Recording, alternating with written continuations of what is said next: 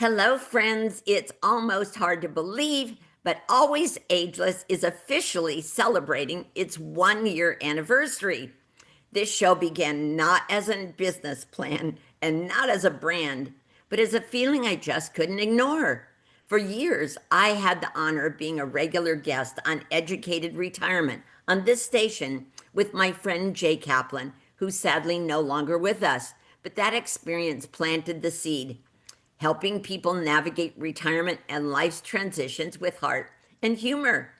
Then one day, Catherine Ambrose, a mentor I deeply respect, stood up in her group and said, "If you've got something to say, go say it. Start a show." And just a couple hours later, I got a call from Bill and Mitch from this station, and Always Ageless was born. But truthfully, it started long before that phone call. I was tired of the way people were talking about aging, tired of hearing people being referred to as elderly, tired of the way we so casually ask, "How old are you?" as if age defines our value. Even I felt it. I started to wonder if colleagues, clients, or friends would treat me differently if they knew my age. In fact, I sometimes didn't talk about my mom because I knew if they knew her age, they could figure out my age and they would consider me to be old. And that wasn't just about me, it was about all of us who've been labeled as senior citizens just because we turned 55 or 60. But I knew deep in my heart that age should never limit joy, opportunity, or respect. And that's why this show exists. Always Ageless is not about pretending you're younger. It's about living fully at every stage, embracing our wisdom and refusing to be boxed in by numbers. It's all about showing the world that fun, purpose, and bold living don't have an expiration date. Some of us have, our guests have done amazing things in their older years. We feature them not only because we love their stories, but because we're continually reminded that it's about stage, not age. Always Ageless can be your reality. And why not? You're not elderly, old, you're just living in a different stage of your life. And make every minute exciting. So many of you have shared stories of caregiving transitions, of wanting more for your parents or for yourselves. You've reminded me why this show matters for those of us who find ourselves a little older or adult children of aging parents and find ourselves not knowing where to go or what to do next, how to find what we don't know. We are your resource because it's not about radio, it's about real life. So today, I want to say thank you to my team, the radio station, Karen, my virtual assistant, and especially to my mentor, Catherine Ambrose, America's senior home coach, and to Tristan for nudging me when I needed it the most, and to every guest who said yes, they would be a guest on this show. And most of all to you, our listeners, our viewers, our community. As we move into year 2, we have more exciting things planned. You'll see us in your community doing downsizing and declutter workshops, helping you get your ducks in a row. Travel, workshops with community experts in any area that will help you plan, live, and have a safer and more enjoyable life, and a better life if you are caring for your parents. You are the reason we're here, and today we're celebrating by revisiting 3 of our most meaningful and impactful episodes, conversations that moved us, educated us, and reminded us that being always ageless is about living boldly with purpose and joy, no matter what age. It's what Always Ageless is all about. One especially with Jeff Pfitzer touches us. This is June, Alzheimer's Awareness Month, as he shares his personal family journey with Alzheimer's.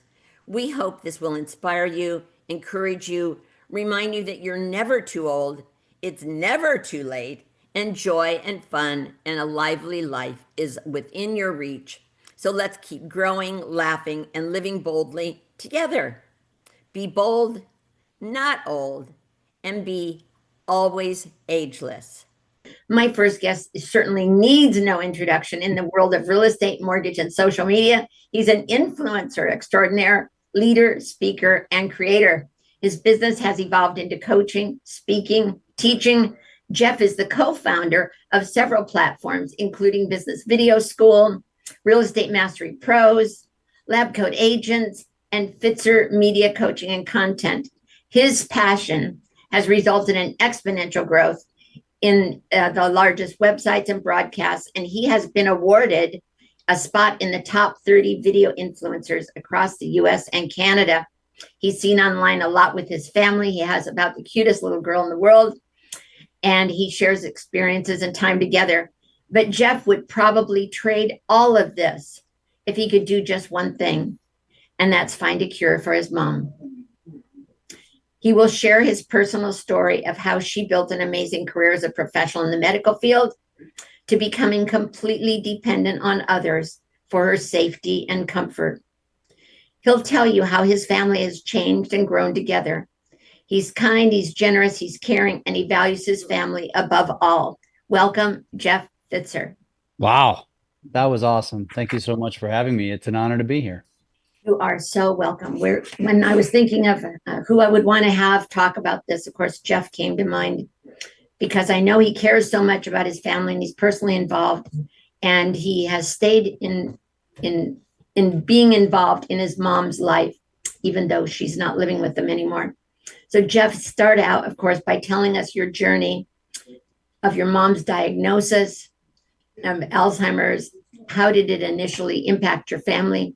And what happened at the point when your mom realizes that this is her new life? And honestly, it's actually been a long time. This is we're about 10 years now in, which 5 to 10 years ago, what chances give her to be living 10 years later, it was very, very slim, if at all. And so I think that's a testament to medicine and how it's progressed and how it's at least keeping Alzheimer's patients around. And so here my mom is 10 years later, and frankly, you know, it's not my mom, I mean, she doesn't know anybody's names. You can't even have a conversation with her. She really doesn't even formulate words anymore.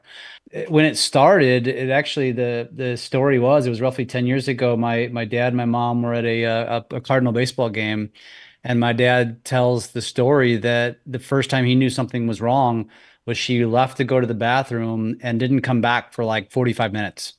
And she probably just got lost. We don't really know, and didn't know, how to get back. And this is, the progression just started at that point. And admittedly, I have two siblings. I'm the middle child, and I was in denial for years. Like, no, this is just my flighty mom. She's just getting old. She's just being forgetful. It was just our siblings. We would just go check in on my mom. Like, so she was still independent and everything was fine, and she was still working.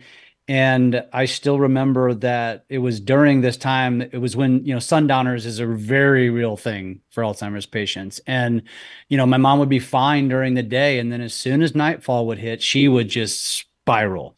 I was definitely in denial. I think my siblings were embracing that this might be the case. And I just remember I was quote unquote on duty one day or one night and checking on her. And it was my first real experience that this is real, like something's really wrong. And it was from that moment on, I feel like it was the next couple of years I really was just in mourning, because it's like, yeah, it's almost like they're passing, but while living. And so that's it, from there it just, she stayed, my dad kept her at home as long as he possibly could. It got to the point where it was just too much for him, and we were encouraging him. He's a proud guy and just wanted to always keep my mom close. And we said, Dad, you gotta, for your own sanity and your own longevity, she's got to go into a home. And that happened a number of years ago. And to this day, she's actually doing really, really well. Was she aware of any of this? Could you have a conversation with her? It's hard to say because I remember when I was in denial, I remember kind of challenging my mom. Like, come on, like you remember this stuff, right? Like, and I remember that was my way of dealing with it, almost as though it's like, come on, snap out of it. And that's also my ignorance, my way of thinking, like, I can help her, I can coach her out of this. Nobody has that chance. Like, there's just nothing you can do. And it, it's been an interesting, just overall journey because even with my dad, who was a little impatient, he would snap easily, even, at us as kids. He was a great dad, just, when his fuse would get lit, right? And he would display a lack of patience with my mom. And as this progressed, watching the evolution of my dad become the most patient human on the planet was also an interesting part of the journey because he's an inspiration to what it means to love one's spouse and to be there for them until the very bitter end.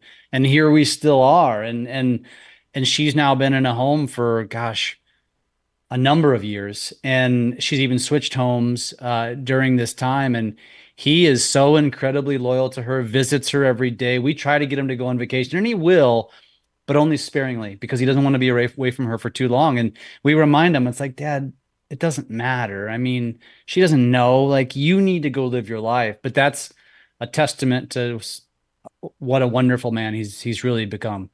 And I think you've talked about this, but as a caregiver and a son, what were some of the most challenging moments that you faced when your mom was first diagnosed? You talked about it a little bit already. I really struggled to be, probably what I should have been. Honestly, my wife, she's very strong. I'm physically strong. And there was a couple times when my mom like would fall in the shower and my dad couldn't get her up. And because she just didn't have the cognizance to really understand how to get her balance, and he struggled physically.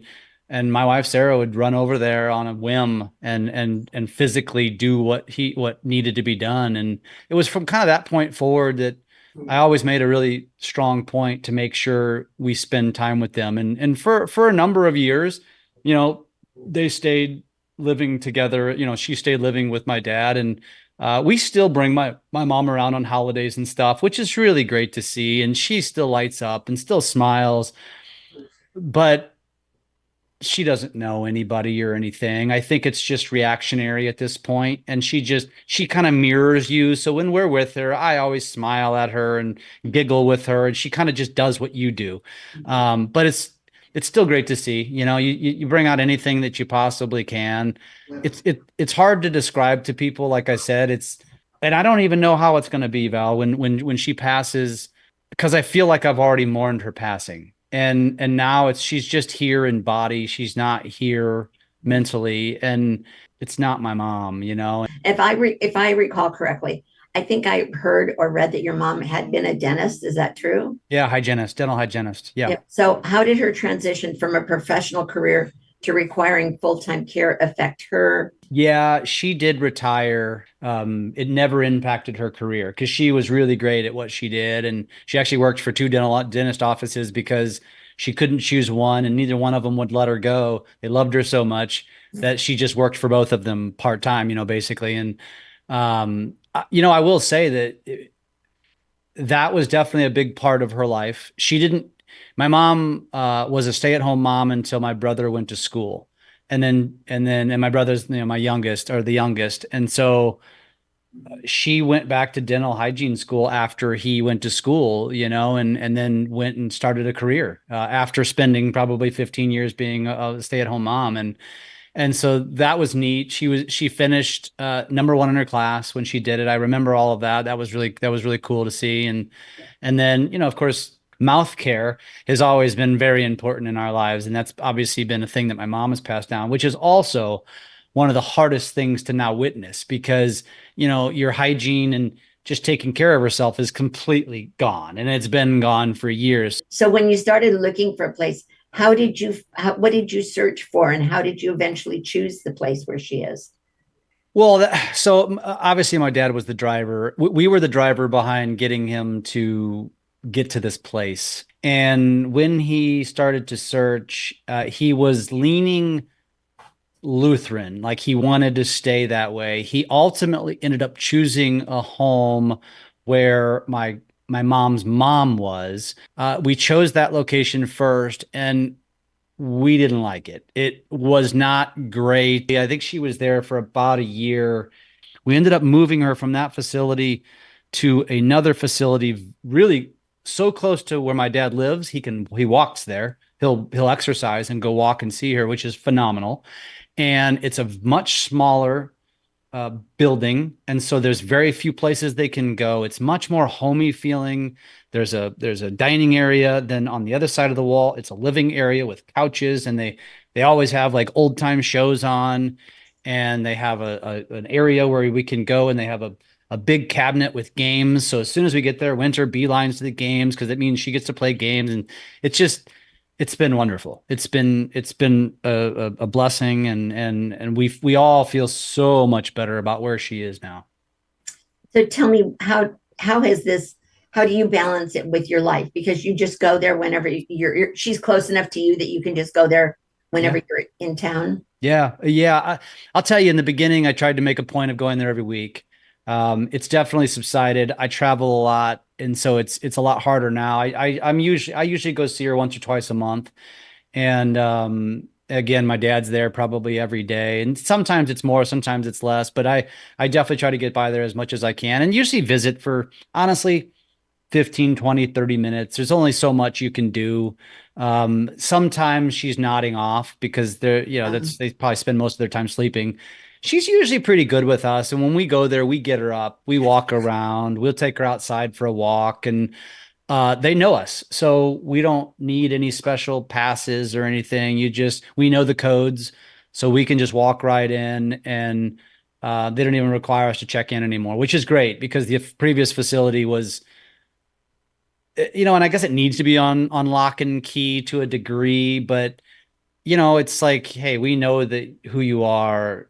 Just come on in. You don't need us, and it's great. We love that about it. And so we can just go in and go out as we wish, and which is nice. But you have to have a code to get in. And, I think they only give that to close family probably. But Lovely. sadly, my dad has shared with us because he's so involved. The staff, he's gotten to know the staff really well, and the staff tells him that most of the patients or the members, whatever you want to call them, don't get much visitation from family. And so I think we are one of the families that probably visits the most. And so it's interesting to hear that kind of feedback. Yeah, it's sad, but it's good for you that that's one thing you'll never have to Makes us, regret. yeah, it's actually funny how the whole thing has progressed too, is because my dad, in the beginning, it's different concerns now than he had several years ago. And today his concerns are she's going to outlive him, and then she's going to be our burden. That's what he says. And it's like, Ted, like just shut up. Like stop talking like that. That's not a burden. It's, she's our mom. Like we would take care of her. There's nothing that's going to be no, there's going to be no issues there. Right. And, but that's how much this has changed and evolved and progressed. If you so knowing what you know now and having been through this, what advice would you give to other families who are just beginning their journey, are suspecting it or have discovered Yeah. it? What would you tell them? And I'm Well, sure don't be you probably run in with this with your travels. I mean, you probably run into other professionals in your business and yeah. ask Yeah, them. I have. I mean, first of all, from my perspective, try not to be so closed off to it, and be more open. I wish I wasn't. It's just, I guess, the way I deal with quote unquote tragedy, and I do think that to have my dad getting us involved with the organization, with the LZ organization, was a wonderful thing. It allowed us to be educated and learn, and they're very open and willing to do it. At least they were in our city, in our community. And they come to your house and they'll sit down with you and they'll talk you through the stages and all the things. And I think that's really important. I think it's really important for the family to stay close. So if you are in my shoes and you are the child It's important for you to be there to support. Honestly, your biggest role is to support the caregiver, not the patient. My mom was gone. It's a tall task to be a caregiver, as I'm sure you're familiar, and it's I mean, I don't wish that upon anyone.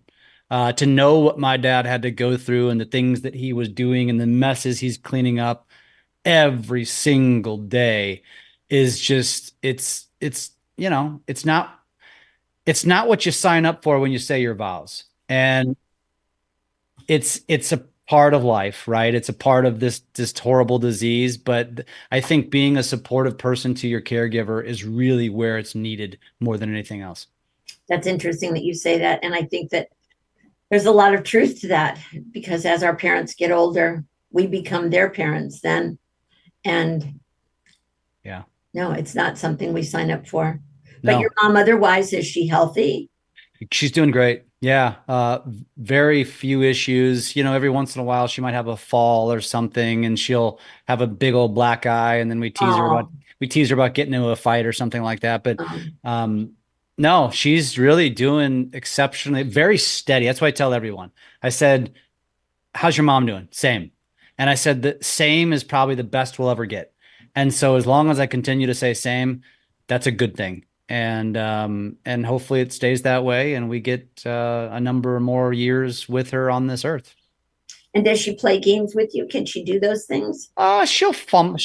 She'll fiddle around with the games, and she'll take an interest sometimes. And she Yeah. still likes to hold a baby, so they have like baby dolls, and she still has that very much that nurture, just instinct is still inside of her. And when winter's there, and she'll fidget around with. We also have to be careful that she doesn't take stuff and put it in her mouth. So there's a level of security that you have to watch for, but for the most part, yeah, she'll sit there and watch and smile, and it's fun to see. Thank you so much for your time today and for sharing your personal story. Dr. Karina Loyo, PhD. She's a dedicated longevity planner, and she's going to tell us what that is, and a senior home coach who specializes in enhancing health span, protecting assets, and facilitating aging in place for seniors. With a compassionate approach, she's made a significant impact on the lives of so many around her. She's helped them navigate the complexities of aging with confidence and grace. Welcome, Dr. Karina Loyo. Thank you, Valerie. I am so excited to be here with you and your audience. Well, we're excited to have you. Tell us, first of all, what is your PhD in? So, my doctorate is in health promotion and gerontology. And what that means is I specialize in program planning, implementation, promotion, and evaluation. A lot of it is related to health behavior modification. And then gerontology is the biology, physiology, and psychology of aging. And so basically, I guess I wanted to learn how to live the happiest, healthiest life I possibly can and be able to get other people to live that as well. Let's take a minute and ask you to explain gerontology. So, gerontology is more the study of aging. And so, to study aging, you study various aspects of aging.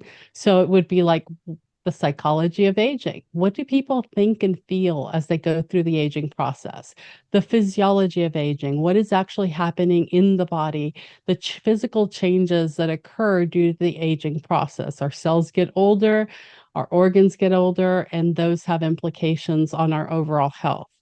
And then it's also the physiology, so the movement of how we move and how we change. So there's the biomechanics.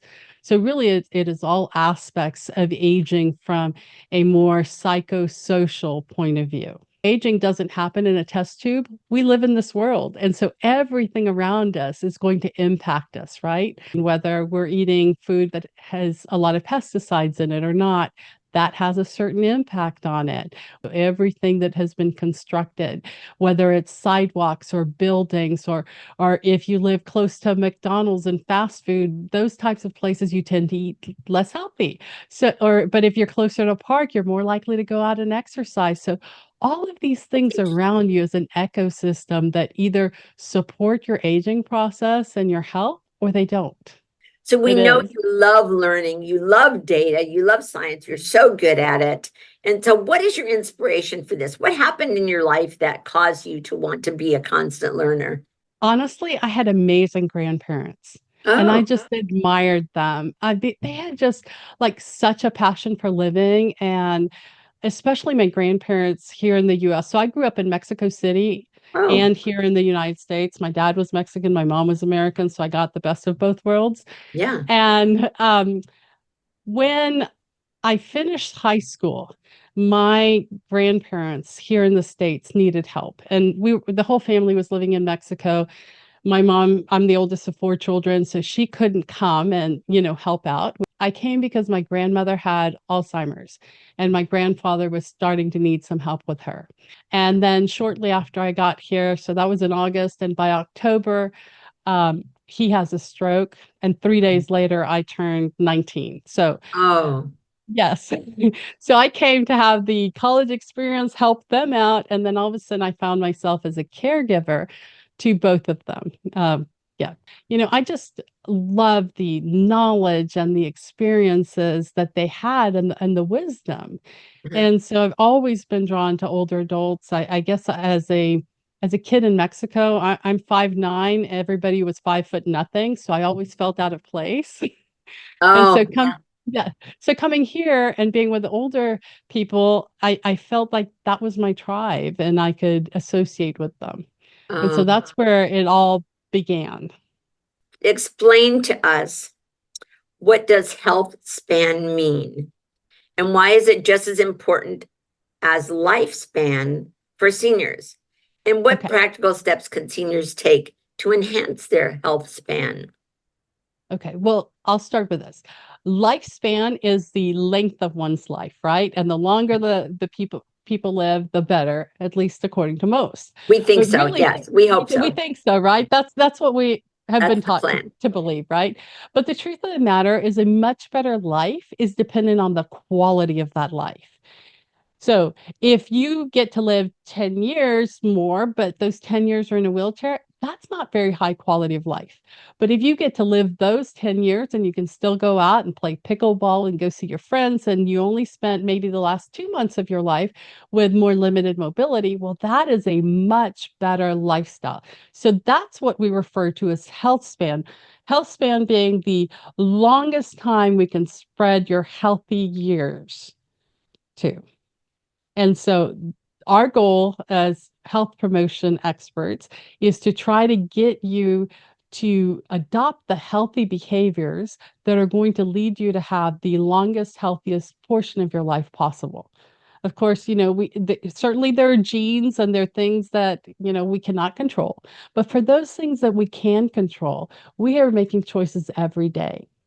It's the beliefs that we have and the behaviors and the habits that we have that are causing us not to make that a priority or not to make those healthier choices. Mhm. And so what I studied was that psychology of, okay, where do those beliefs and behaviors come from? Well, the behaviors comes from the beliefs that we have or from the habits that we were surrounded with as we grew up. And so when we try to convince people to all of a sudden completely forget all that stuff and go change their lifestyle basically night and day, 180 degrees, it never works. And it doesn't work because we have not taken the incremental steps to examine, well, where did you learn this? And if I'm going to change your whole way of eating, that's probably not the right thing to do. But if I tweak it just a little bit and say, okay, fine, this is what you eat. Okay, let's focus on eating the vegetables first because they're the lower calorie ones. Okay. And then you can eat your protein and finally your carbohydrates. So if we change just simply the order of in which you eat things, you're more likely to feel full before you get to eating all the carbohydrates or the higher concentrated calorie portion of your meal. And that in itself Interesting. produces a weight loss, right? There you Or at go. least a stabilization of that. Or when it comes to exercise. A lot of people are like, oh, I'm too tired to exercise at the end of the day. Okay. Well, what's going on there? I have a whole bunch of theories on that one, so you may have to bear with me. But most of us work outside of the home, right? Yeah. And most of us will get tired, really tired on the way home. And most of us will commute about 20 to 40 minutes, About. right? About. Okay. Well, one of the things that a lot of people don't realize is that the angle of your chair in your vehicle is actually causing you to become more tired and more stressed. Really? Yes, No, yes, because I've never heard that before. okay. Well, let me explain. And I Please. wish I could be seen, completely. Okay, let's just imagine this. You have a sports car, right? And that sports car is really cool, and you're like leaning your chair backwards, right? And I'm going to try to turn to the side, and maybe for those that are being able to see this. Okay. We can see. So I'm to the side, and so I'm leaning back, right? And at first I'm leaning back, and I have my arms stretched out. And I'm really cool, and I'm looking over my steering wheel. But what happens is that's really good at the first few minutes. But eventually, as I start driving, you see my head starts moving forward. Yes. And as my head starts moving forward, my shoulders start moving upwards. And the other thing that you probably can't see is that my rib cage starts tipping into my back. And so as that happens, what is occurred is I am compressing my lung space. So I've closed my lung space, I've taken my head and I've moved it forward. So now this head that's supposed to balance on our spine and not weigh anything to the muscles that turn it left and right, now all the muscles in the back of our neck and our shoulders are working hard to keep that head balanced forward, because it's no longer balanced on the vertebrae. It is now being kept up by the muscles. And so this tension builds up in our neck and shoulders. And by the time we get home 20, 30 minutes later, we are so tired and we're stressed. And then of course, the guy in front of us made us mad, and, we got stressed out with the traffic, and it just kind of accumulates, right? But the reality is it was our physiological position that caused us to end up tired. A much better thing to do when you get home is actually to take and stretch your arms up over your head and take a really big deep breath. And when you do that, what you've done is you've opened up your rib cage, you're getting oxygen into all parts of your body. And if you just did that for 2 minutes, that breathing with your arms up in the air, or even, out to the side, if you can't get them up in the air, just put them out to the side and let yourself breathe in and breathe deep and relax your shoulders as you're doing this, you're going to find that all of a sudden, you're no longer tired. You're no longer stressed. Now you have energy to go out and do things. Well, there you go. Our listeners and our viewers, now we know how we have to do it. Go home and be in the mood to exercise. And then another thing that a lot of people will do is they'll be tired when they get home. And so then when they decide what they want to cook, they just put something together that's easy and usually higher in carbohydrates. And so one of the things that I recommend for people is take an apple to work with you and then eat that apple on the way home. So what happens is, because you're eating the apple on the way home, you're getting a little bit of energy. Your body is getting the message that you have plenty access to food.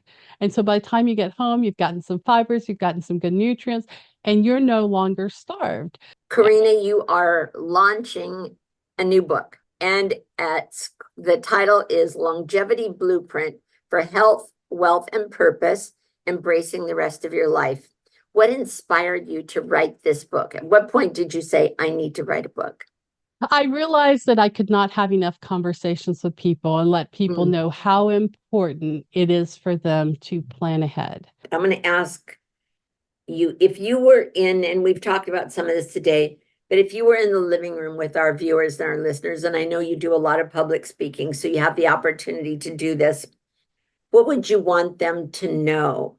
You talk about, do you accept or decline the call when the call comes? I think you've accepted the call for serving seniors, but what would you want them to know? What are your future plans? You've written your book. What do you hope to accomplish in your life yet to go?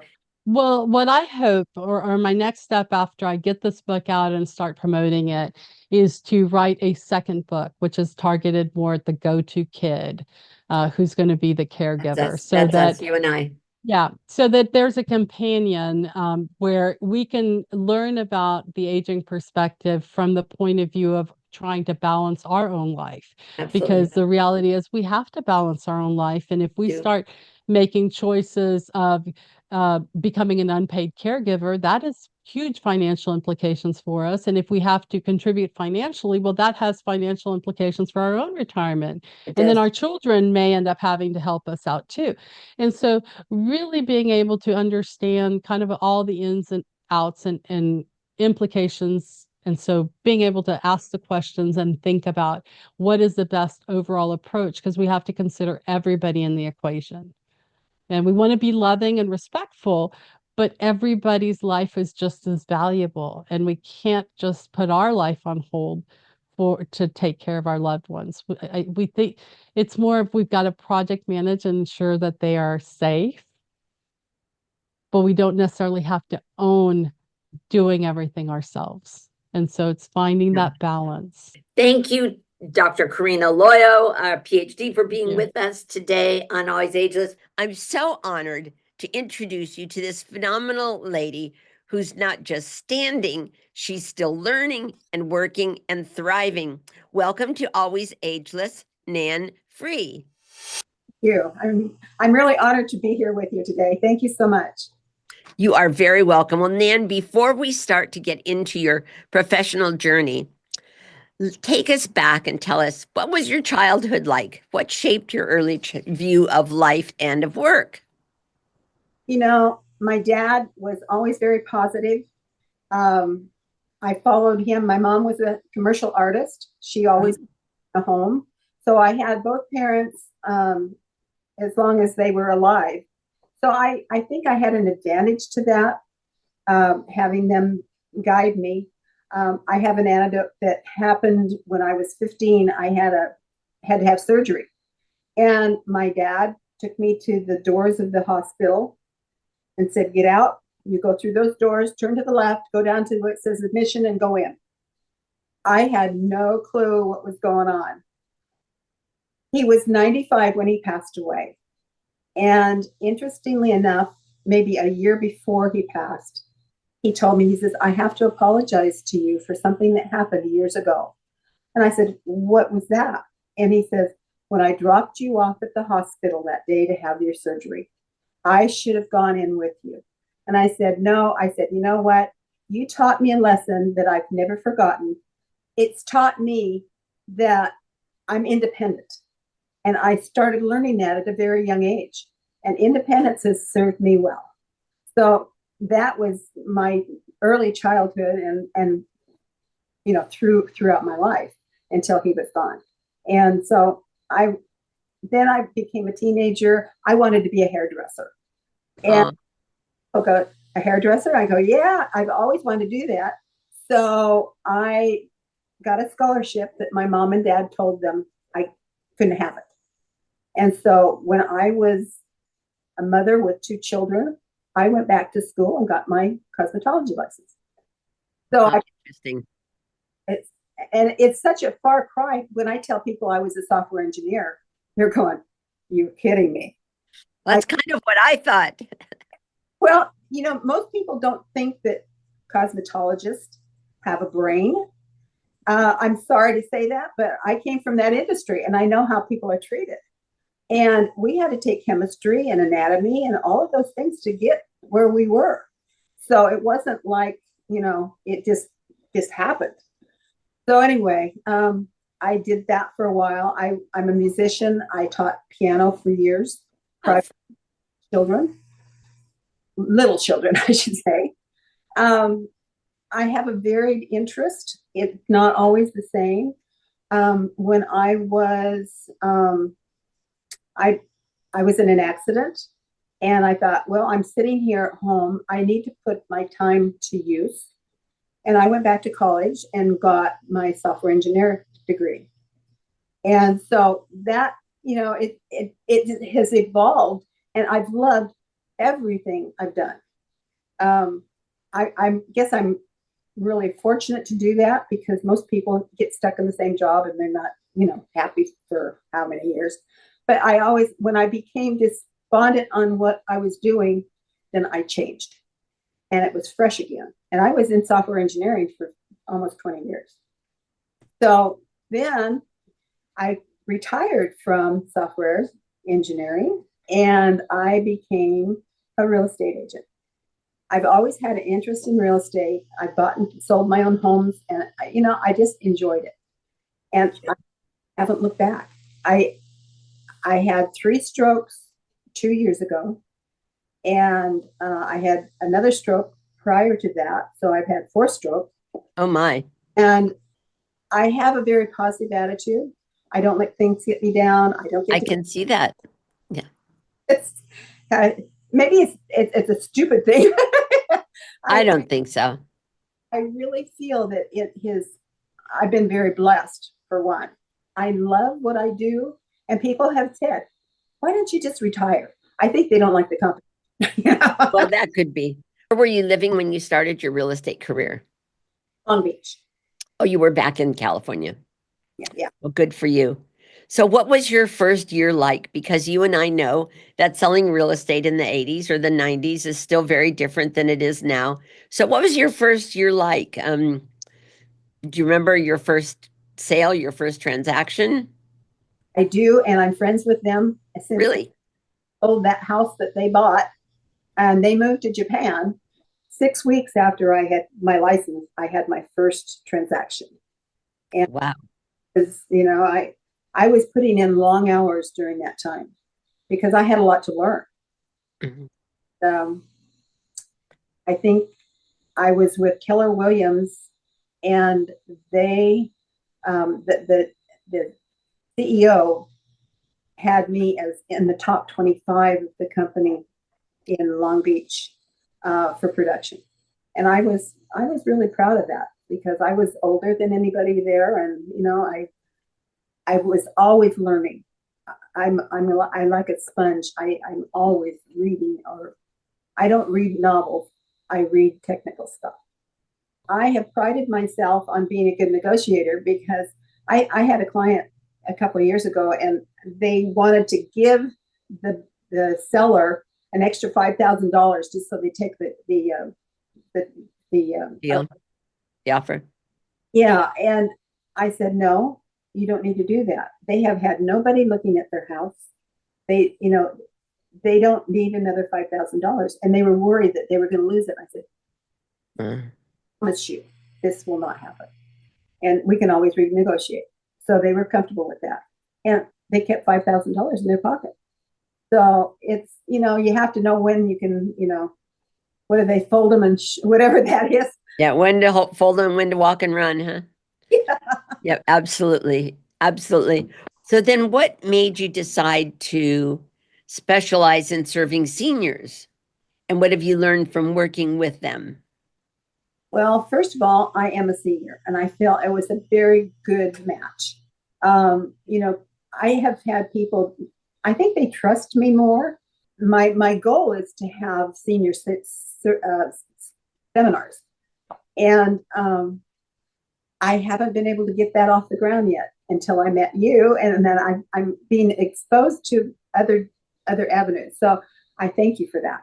Well, you're welcome. We'll work on that together this year. We both have that goal. Let's talk about your health, your resilience, your reinvention. You've survived, I thought it was 3, and I've learned 4 strokes. That alone is extraordinary. Can you give us some idea of what that experience is like? It was very scary. The first stroke I had, I was in a doctor's office and I told him, I can't speak very well. And he was writing in his notebook, closed the notebook, said, you're just fine. I'll see you next year, and walked out the door. And I had no feeling on my left side of my and I couldn't speak. And his receptionist, when I went in, I signed in, and then she asked me, what doctor are you here to see? And I said, I couldn't speak.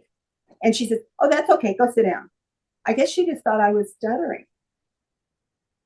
So I went home. I drove myself home. And that morning I had noticed my left side felt funny, but and I live alone, so I didn't speak to anybody. So I didn't know I couldn't speak. And a friend of mine called me and he said, I can't understand a word you're saying. I'm calling 911. And the paramedics came, and I still have a sense of humor, and I was joking with them, even though I couldn't speak very well. But they got me to the hospital, and they did all the tests and everything. And I did have some residual from that for a while. I had to go through speech therapy, etc. But this last time, I had 3 strokes. The one in my eye was the first that I knew of, and my neurologist came into the hospital and said, he was smiling. He says, guess what we just found? And I said, what? And he says, you had 2 other strokes besides the one in your eye.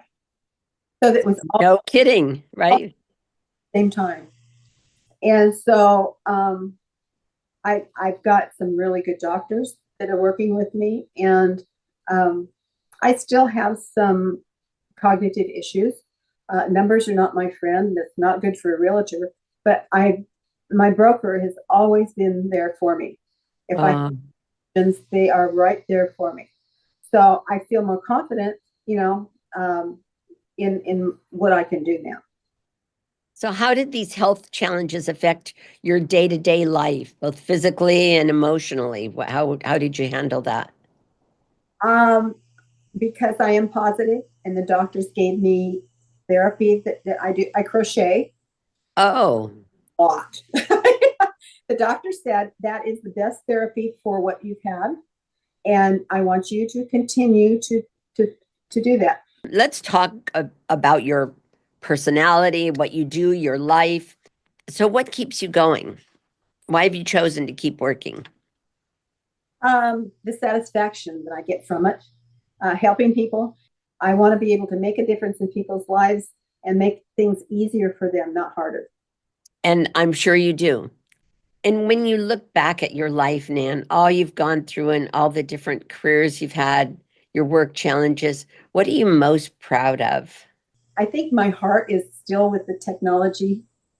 I have embraced AI. I think it's fascinating, and I love the fact that you're still fascinated by AI, because some people are even younger than we are not as interested in AI and don't realize the impact that it has or the things that we can do. Everybody's telling me I need to retire. I don't want to retire. And after I talk to you, I'm not going to retire. Oh. So, you do have an impact on people if you speak up. I told him, I said, I'm being selfish here because I don't want you to go away. Of course not. Of course not. And I have people that come up to me and say, oh, I want to be like you when I grow up, or someone who will say, oh, my parents don't even do any technology, right? They don't, especially AI, and I wish my parents were more like you, whatever. So I can relate to that.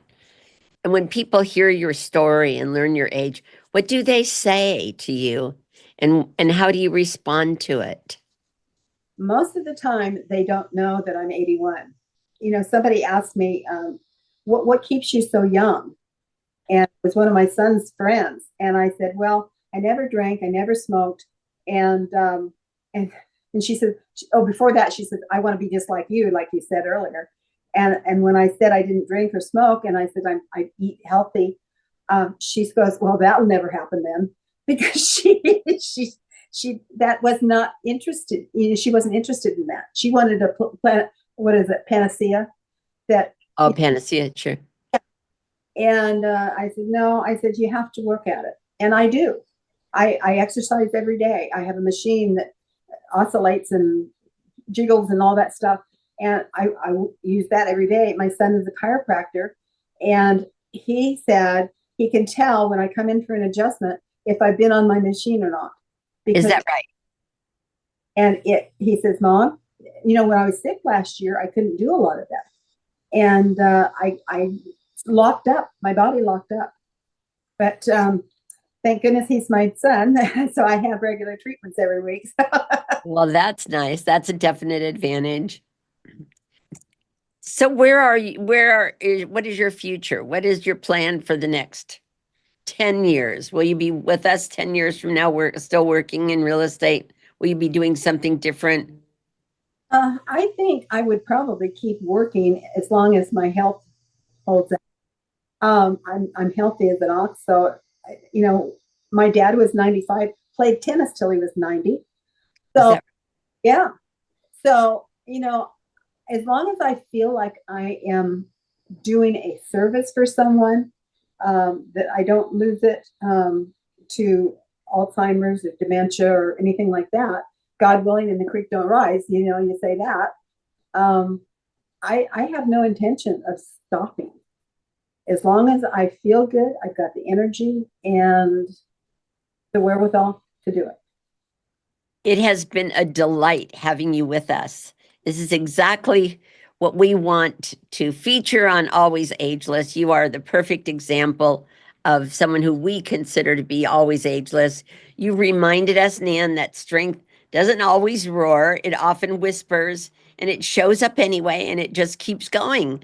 And that's what you are. Your story is a powerful example of what it looks like to live with purpose, no matter your age, and no matter what obstacles life throws your way. Thank you so much. We want to see you 5, 10 years from now. Thank you for inviting me. I appreciate it. You're so welcome. Thank you again for being a part of this beautiful journey. If you've ever tuned in, shared an episode, left a comment, told a friend, we are so grateful. This show isn't mine, it's yours. Your questions, your stories, and your needs are what shape every episode we create. As we head into our second year, I invite each of you to reach out. Tell us what topics matter to you. What questions do you have? Who would you like to hear from? What would you like to know? We're all going into new journeys together, whether we're an adult, whether we are aging, whether we're the adult child of an aging parent, whether we're in the sandwich generation or a baby boomer. We have lots of questions, and we do answer every email.